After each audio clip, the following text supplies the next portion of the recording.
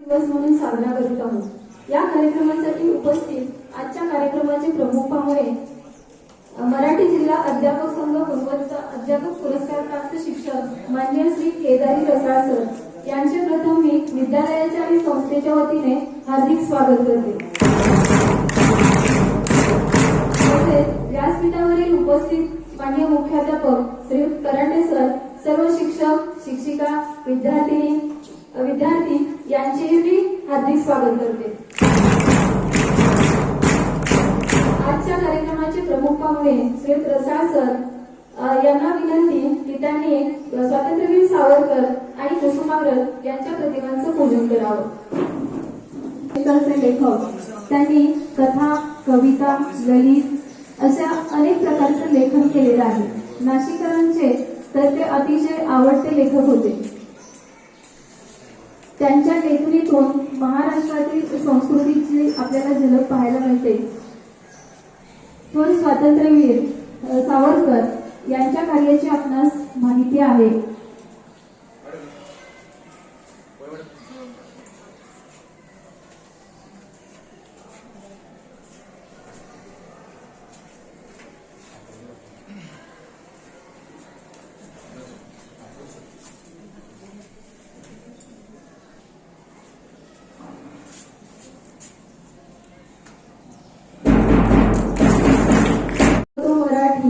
जाहलो खरेच धन्य आणि जाणतो मराठी।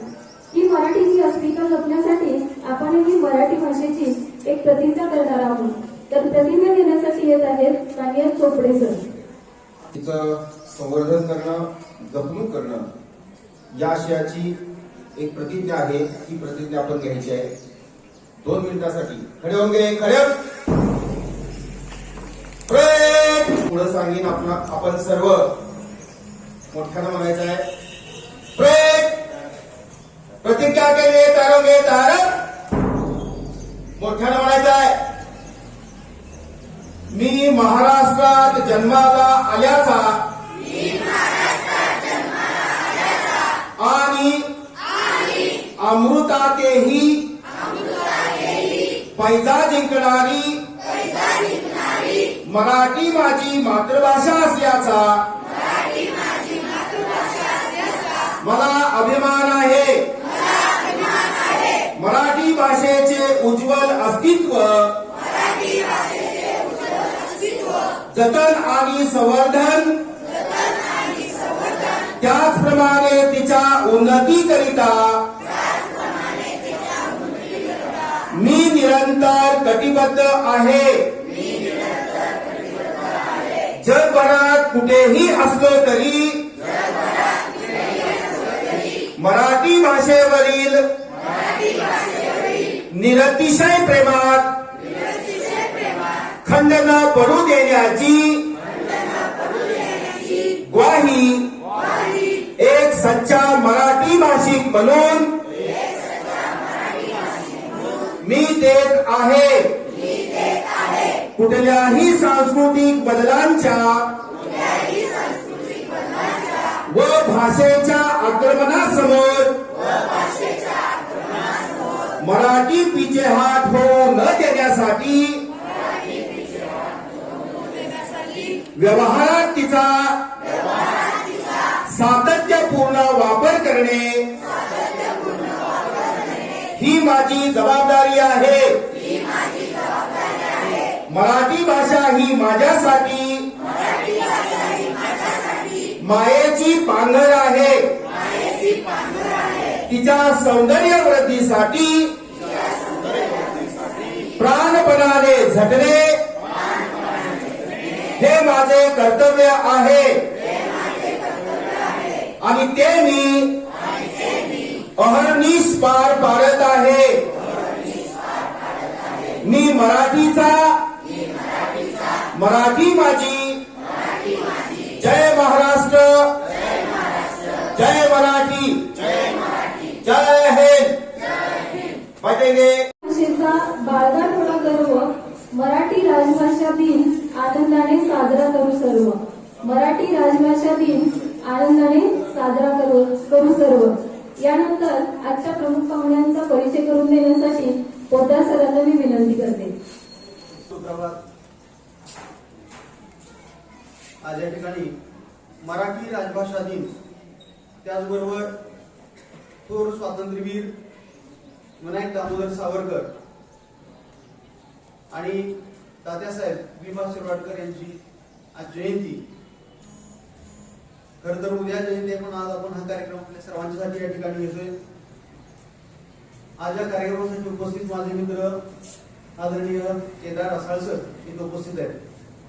खर तर मराठी भाषेचा अभिमान प्रत्येकाच्या मनामध्ये आहेच, तो आपल्याला वृद्धिंगत करायचा आहे आणि यासाठी आज हा कार्यक्रम आहे.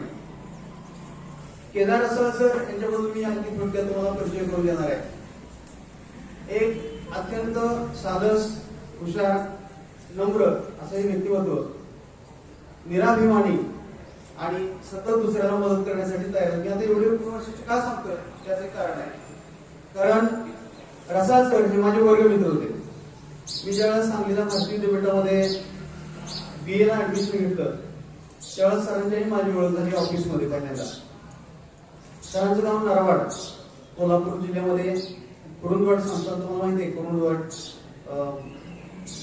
आणि औदुंबर, नरसोबाचीवाडी, तर तिथून अगदी जवळ असणार हे गाव. रसाळ सरांचं मराठीवरती खूप चांगलं प्रभुत्व आहे. त्यांनी DED केलं होतं आणि DED नंतर पुन्हा BA ला ऍडमिशन घेतलं आणि आम्ही फ्रेश BA ला ऍडमिशन घेणार आहे. सरांचा तसा अध्यापनाचा आणि अभ्यासाचा खूप मोठा असा व्यासंग होता. सरांचं हस्ताक्षर अतिशय सुंदर होतं. वर्गामध्ये सगळ्यात चांगलं अक्षर केदार सरांचं आणि अभ्यासामध्ये सुद्धा मराठीमध्ये चढावड असायची आणि सरांचं मराठीवरती प्रभुत्व असल्यामुळं आम्ही इंग्रजीवाले थोडीशी त्यांना बसकूनच असायचो. मराठी करो सर आणि तुम्ही करो आणि तुम्ही मराठी दोन असे चांगले विद्यार्थी दोन. मराठी खूप आवड. देसाई मॅडम आम्हाला मॅडम त्या मराठी शिकवत होत्या आणि मराठी भाषेवर सरांचं प्रभुत्व होतं. अगदी मार्गांच्या चढावड असायची आणि नेहमी सर मला ओव्हरटेक करून पुढे गेलेले असते. मला प्रत्येक वाटत मला मराठी इतकं चांगलं येत नाही सरांचं. इंग्रजीमध्ये मी टॉप असेल पण मराठीत मात्र मला काही पुढे जाता आलं नाही. आणि सरांचं आणखी एक वैशिष्ट्य असं की सरांना अभिनयाची आवड आहे. शाळेचं गॅदरिंग कॉलेज होतं आणि त्या गॅदरिंग मध्ये गाणी चाललेली होती, परत काय काय अशी कार्यक्रम चालू होते आणि मध्येच अगदी वातावरण शांत झालं आणि स्टेजवरती एका माणसानं असा प्रवेश केला. पांढरा शर्ट असा घातलेला, पांढरं धोतर, केस होते, दाढी अशी पांढऱ्या रंग लावलेला, पण ते इतकं छान दिसत होतं. आठवण वाटते माझा एक मित्र खूप मोठ्या पदावर त्यात पोहोचतोय. माय मराठी ही जी संस्था आहे त्या संस्थेचे अध्यक्ष म्हणून सर काम करतात आणि नुकताच त्यांना आदर्श मराठी अध्यापक पुरस्कार एक बाब आहे. मित्र असावे तर असे भेटलेले मित्र ही कडे आपलं संचित असतं आणि त्यानिमित्तानं सरांची मैत्री मला लागली, सरांचा सहवास मला लागला आणि याबरोबरच सरांचं इथून पुढचं जे भवितव्य आहे त्याचे सुंदर आणि आदर्श असावं त्यासाठी त्यांना आपण हार्दिक शुभेच्छा देऊया. त्यांचं हार्दिक स्वागत करतो आणि मराठी राजभाषा दिनाच्या आपल्या सर्वांना हार्दिक शुभेच्छा देतो. धन्यवाद.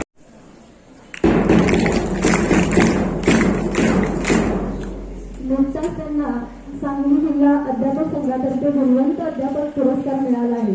त्याबद्दल सरांचे आमच्या विद्यालयाच्या प्राध्यापक करांडे सर यांची मोलाची संस्थेचे अध्यक्ष श्री उदय परांजपे साहेब यांचे मार्गदर्शन मिळाले. श्री कामने सर, पुढाले सर, थोडे मॅडम यांनी या पुस्तक निर्मितीस सहाय्य केले आहे.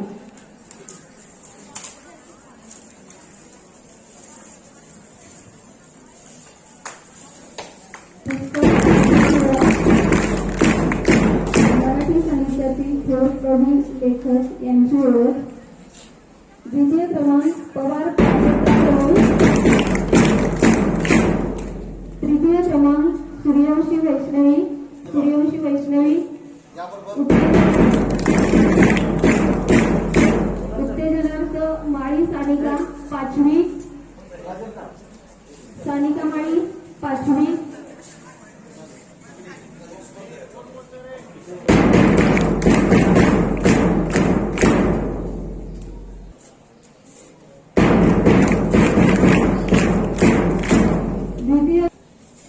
तृतीय क्रमांक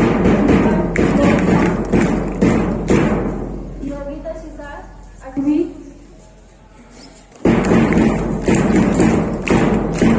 मोठा गट उत्तेजनार्थ पाटील प्राजक्ता 8वी.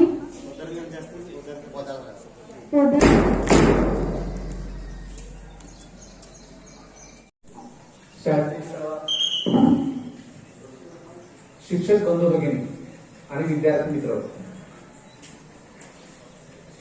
आजचा एक अपूर्व असा योगायोग आहे असं मला वाटतं.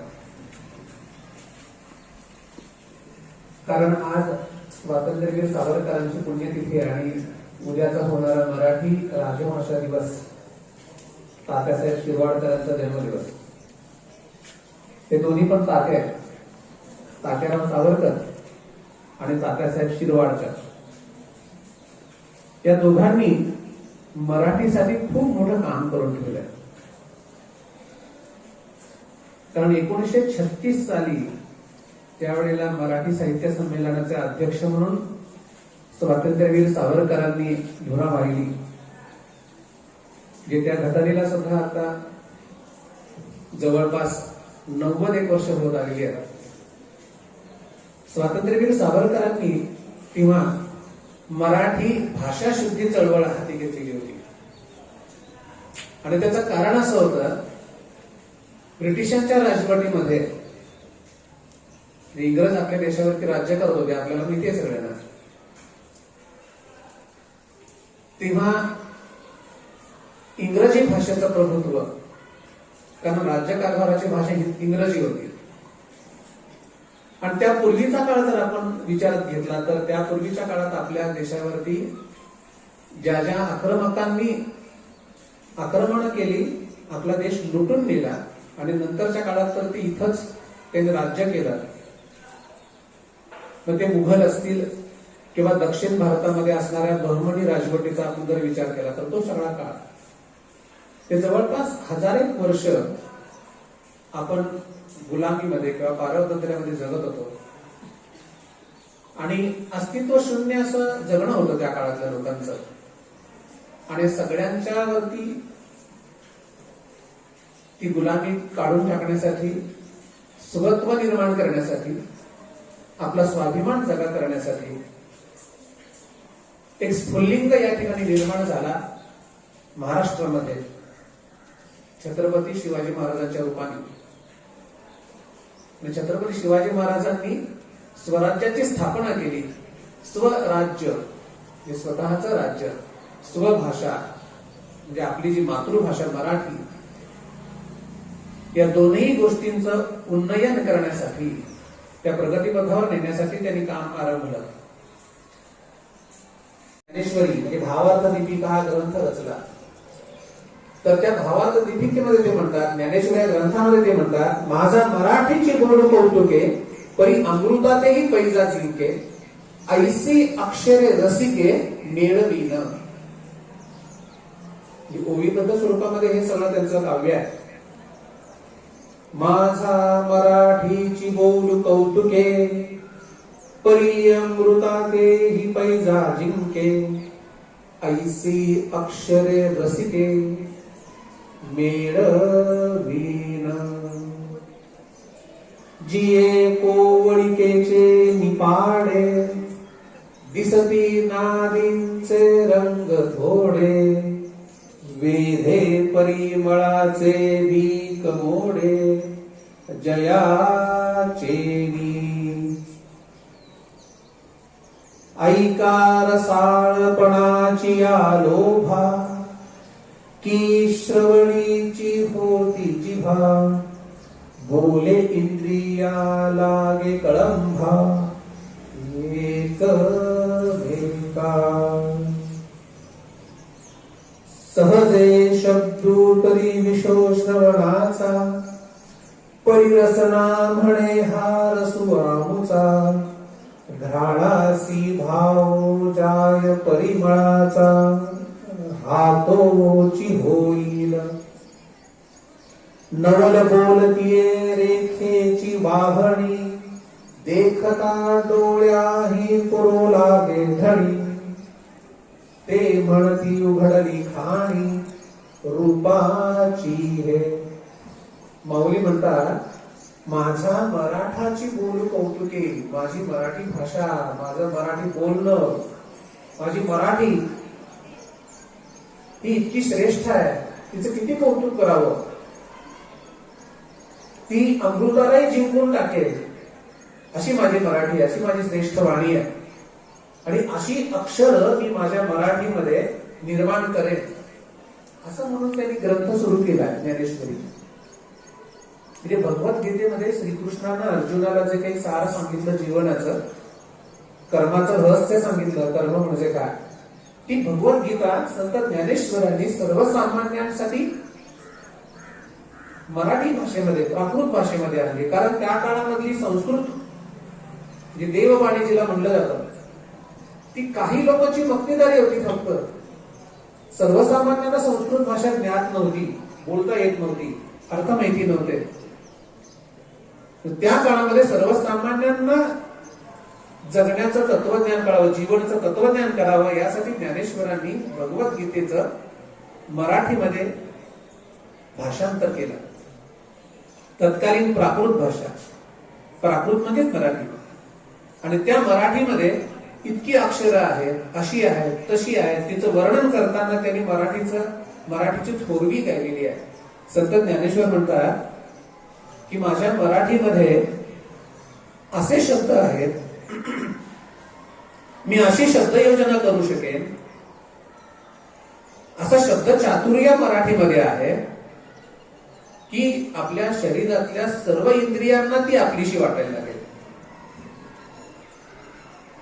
म्हणजे त्यांनी असं म्हणले की ऐका रसाळपणाची या लोभा या मराठीमध्ये इतके रस आहेत त्या शब्दांमध्ये रसनिर्मिती अशी करता येऊ शकते की श्रवणीची होती जिभा पसराला कर कधी मागाया सदान नाही पसराला कर कधी लवली न मान हिच्या गगनात घुमे आद्य स्वातंत्र्याची द्वाही हिच्या गगनात घुमे आद्य स्वातंत्र्याची द्वाही हिच्या पुत्रांच्या बाहूत आहे समतेची ग्वाही माझ्या मराठी मातीला नका म्हणू हीन दीन माझ्या मराठी मातीला नका म्हणू हीन दीन स्वर्ग लोकावून थोर आहे हिचे महिमान चारी वर्णातून फिरे ओवी अमृताची सखी चारी वर्णातून फिरे ओवी अमृताची सखी रस रंगात भिजला येथे शृंगाराचा स्वर येथे अहंता द्रवली झाले वसुधेचे घर